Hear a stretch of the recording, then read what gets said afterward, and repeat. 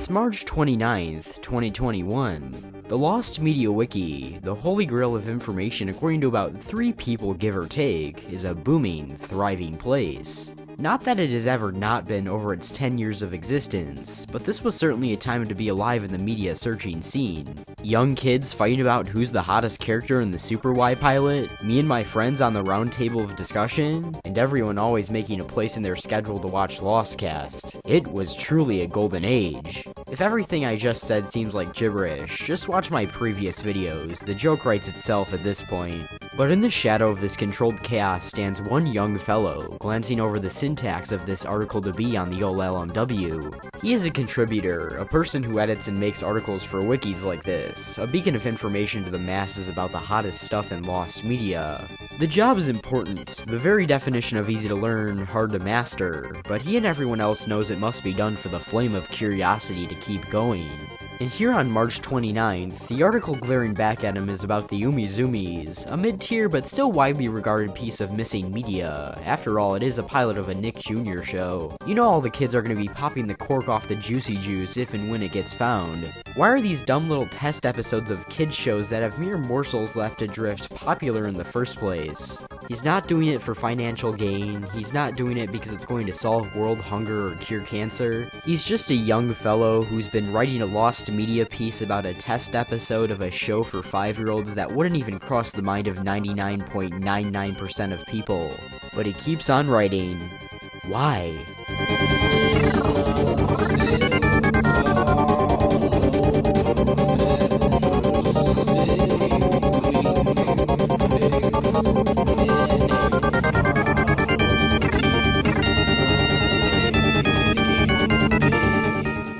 Team Umizoomi is a show. That's all I can say until all of the 9-year-olds in existence come into my comments screeching that they remember this show from the ye olde days of 5 years ago. It's one of those shows where if you look up the name of it, you don't get much outside of the bare bones, not necessarily because it's all that obscure, just that the audience isn't old enough yet to start making fan pages to bring it back yet. Maybe in 5 to 10 years when Gen Alpha is reminiscing about that one show with the green robot, Team Umizoomi will get some desperately needed traction and a 7-hour video essay coming its way. But for now, nostalgia just isn't strong with this one yet, and that's okay. So yeah, at its core, Team Umizoomi is a show about measurement, shapes, and math. Represented by Millie, Geo, and Bot respectively, the tiny heroes proudly patrol around their hometown of Umi City. Whether it's fixing little Genie's kite, saving a captured mermaid, or rescuing a little kid from a treehouse with your magical car that can somehow turn into a fire truck at will, your brain really gets thinking with this one. Or at least if you're 3 years old and waiting for the next airing of Mickey Mouse Clubhouse on Disney Jr. Admittedly, it's a cute show, but I wouldn't look that far into it. Well, apparently we broke our own rules, because what we found in this little show was absolute gold. From cutting characters before they get a chance, writer strikes, and everything in between. You might want to grab the popcorn and get a comfy seat, because things are about to get messy. Now here's the point in the video where you expect me to say how this one little Nick Jr. spectacular had humble beginnings, how Sue Kim built the Great Pyramid of Giza from her bare hands, how Michael T. Smith found the lost city of Atlantis Square Pantis, and Jennifer Toomey gathered all of the Infinity Stones. But we need to start with Joe. Who's Joe, you may ask? This Joe.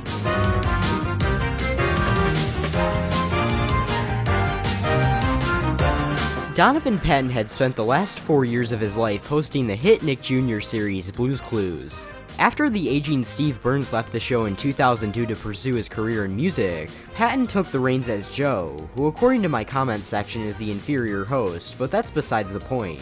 Joe is the host of the very show that put Nick Jr. on the map, and so when all Blue's Clues productions ended in 2006, it's no wonder they kept him around to get a spot on yet another one of the network's projects, the killer app per se.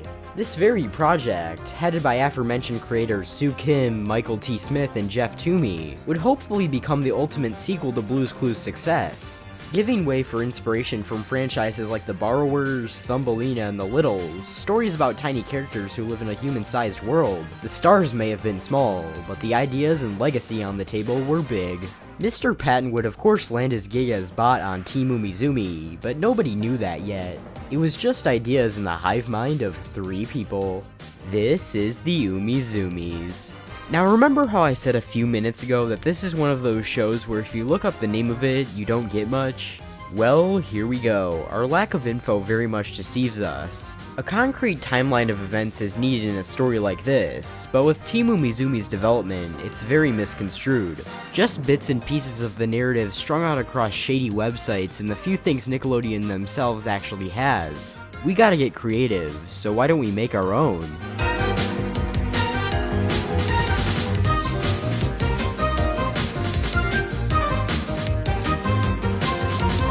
The first reference of the existence of this show available to us occurred on April 20th, 2006, where the in-development name was officially filed into the trademark office, the Umizumiz, with 2 Z's. While this may be a seemingly small detail to bring up, trademark filings are always a good starting point into when a show starts development. The Umizumiz is now officially a thing.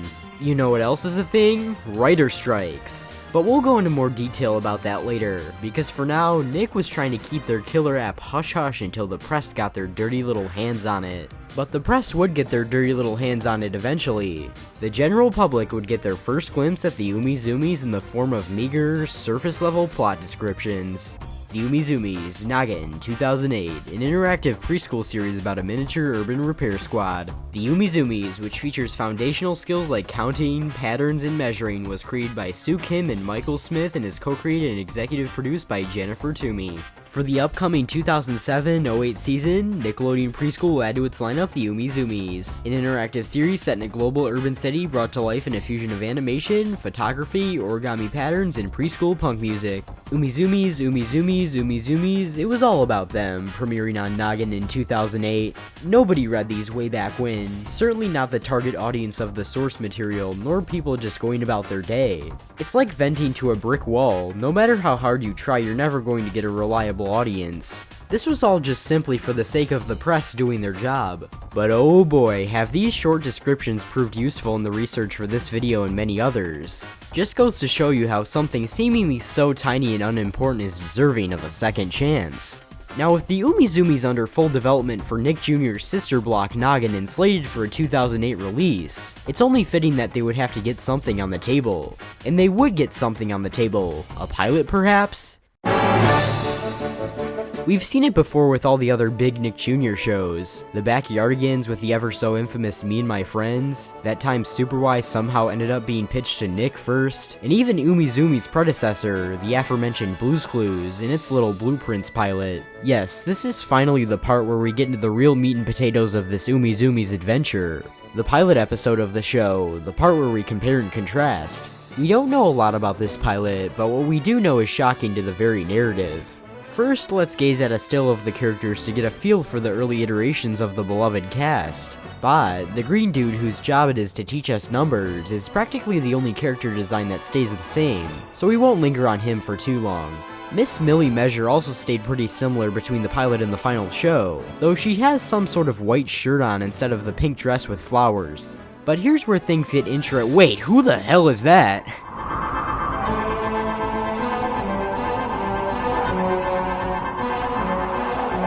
You probably noticed these 2 tiny heroes over here, bringing the total of main characters to 5 instead of 3. Even keener-eyed viewers noticed that it hadn't even made an effort to bring up Geo yet, and there's a good reason why. According to most of the sources I could find, this blue guy over here is in fact the Geo we all know and love, but with a very ambiguous purpose to the team. Instead of working with shapes like in the actual show, we actually don't know what he did. But do you know who does work with shapes? Alphonse, that orange kid you see over there. Get a load of this guy, stealing away Geo's tool belt for his own personal gain. Last but certainly not least is Zigzag, the purple gal on the far left of the still whose purpose is also fairly ambiguous. That's it for characters. Now what about the pilot itself? Let me just get this out of the way first. To the shock of almost nobody considering this is a Nicksteries episode, the Umizumi's pilot is in fact Lost Media. Only one low quality clip, the theme song, a few screenshots, and some small bits of info here and there are all that's left. I could just end the discussion here, put some half-baked outro here saying I hope this gets found someday, blah blah blah, go look for it now. But remember, this ain't no ordinary piece of Lost Media. This is a Nick Jr. pilot we got here. People are already going to analyze and pick apart every single morsel of media related to this episode. So why not? Let's go in depth into everything this little pilot episode has to offer, starting with the theme song. Nick Balaban is a musician, composer, voice actor, and singer-slash-songwriter based out of Brooklyn. According to his website, he's worked with plenty of musicians over the years, but he's mostly known nowadays as a composer for some beloved childhood TV spectacles, especially on Nick Jr. and PBS Kids. Blue's Clues, Word World, Bubble Guppies, Peg and Cat, the list goes on and on. But lurking on his website, you'll find under his borderline iconic composition for the Super Y pilot what seems to be the original theme song for the Umizumiz. And, it slaps. Like, I generally prefer it over the theme song we got in the actual show, with its jazzy and bubbly tone. Driving in our zip car all over Metro City, we can fix any problem even though we're itty bitty. No one knows we're around. We zoom in secret spaces. Come on, let's zoom around town to exciting hidden places. Well, it's a shame this song was scrapped. I guess they had to in the end, considering all of the discrepancies that happened between this and the actual show. As for the pilot itself, the only clip of this pilot available today was uploaded on September 15th, 2020, being uploaded by, and I'm not joking when I say the name of this channel, Yali the AMRTRC and HopFan 2007. Hashtag Save Ukraine. There used to be another clip on YouTube, uploaded by the official Complete Gamer in 2018, but no joke, when I was about to sit down and edit this video, the clip was deleted off the face of the internet for seemingly unknown reasons. To my knowledge and prior analysis, it didn't have anything that the second piece of footage doesn't, even lacking proper audio, so it's probably not worth looking for in the end. I guess this is just how the cookie crumbles. Sometimes you think you have it all, then fall flat on your face when it becomes out of your reach. However, this little clip is everything a sequel should strive to be. It may just be the closest we ever get to this pilot's cunning loss, 26 seconds of uninterrupted Umizumiz, this time with audio.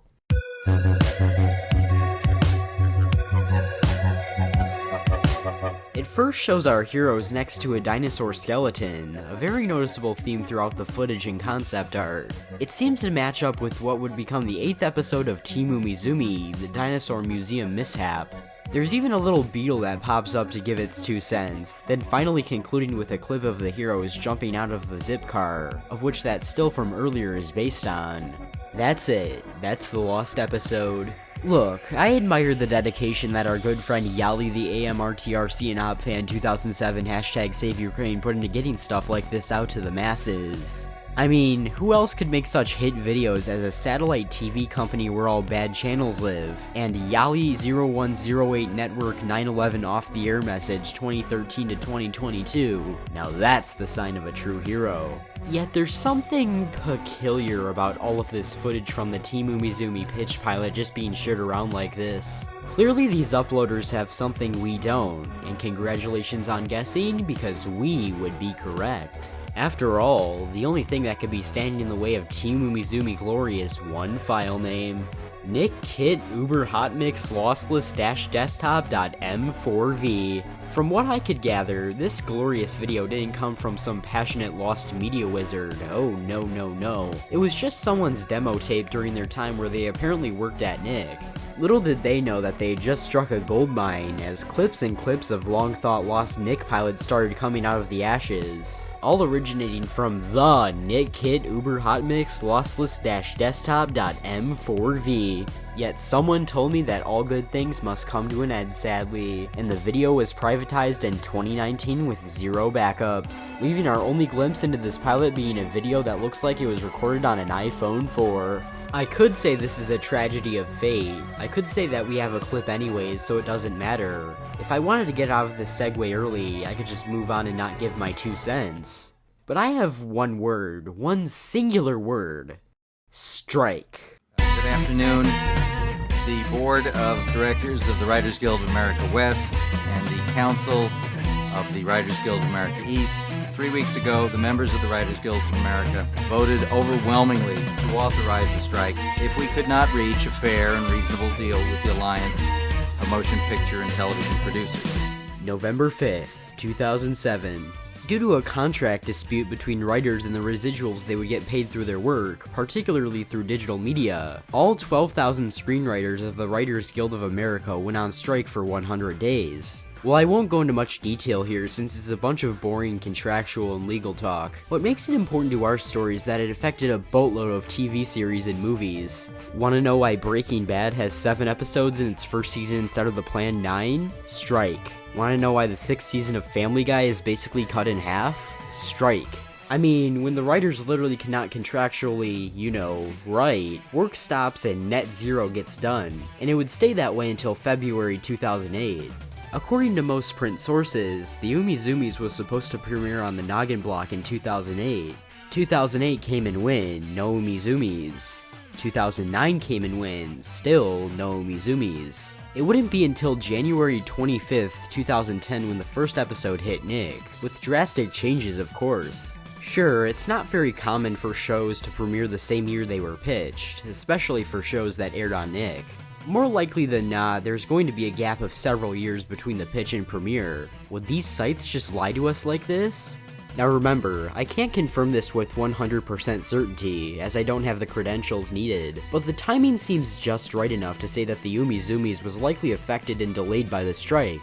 Here's my little theory. Every print source I could find stated that the show is for an 08 release, but the strike likely interrupted the flow of production since the writers literally weren't writing episodes. So to play things safe and ease back into production, the creators changed some key ingredients around, including, but not limited to, the title, the characters and their designs, and name changes. No longer was it Metro City, we were now in the bright metropolis of Umi City. The mode of transportation of our heroes isn't the Zipmobile anymore, it's the one and only Umi car. And forget about Zigzag and Alphonse, those characters are now on the cutting room floor. The Umizumiz, or as it would now be known, Team Umizoomi, effectively stayed in development hell for 2 years until voila! Our fine meal premiered on Nickelodeon stations everywhere on January 25th, 2010. Again, I can't confirm any of the things I just said, but like I said earlier, we gotta get creative.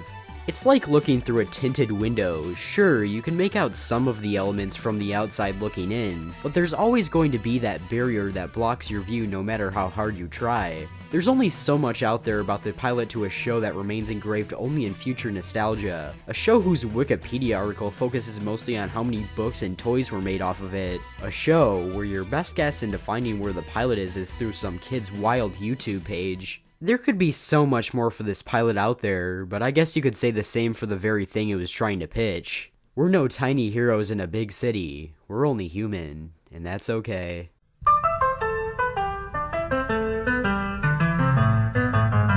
You know, somewhere at some time, whether it be near where you call home or millions of miles abroad, there's a place not so far away. A place that can inherently be recognized in this B-roll, not necessarily because it doesn't exist, but because it comes from the heart. A place you have fond memories for, a place to keep in the soul forever. And no place seems to be more fitting in the mind than the Umizumiz article written for the Lost Media Wiki. For the young wiki editor, this place seems so close, yet so far. The computer screen may have been just a foot and a half away, but the content spoke a different tale. A tale of inconspicuous fantasies, dastardly discrepancies, and lost media mysteries. And all for what? For the few to ever notice this pilot ever existed? Hey, I guess you could say it's a mystery in itself why people enjoy lost media like this so much. Speaking of mysteries, who is that young wiki editor behind the computer? Who is that kid whose time is being given to the Team Umizoomi pilot? Well, there's your answer. I guess everything has to come full circle at the end of the day. I don't really break the wall between us much, but there's a reason why Nicksteries is my favorite series to make on this channel.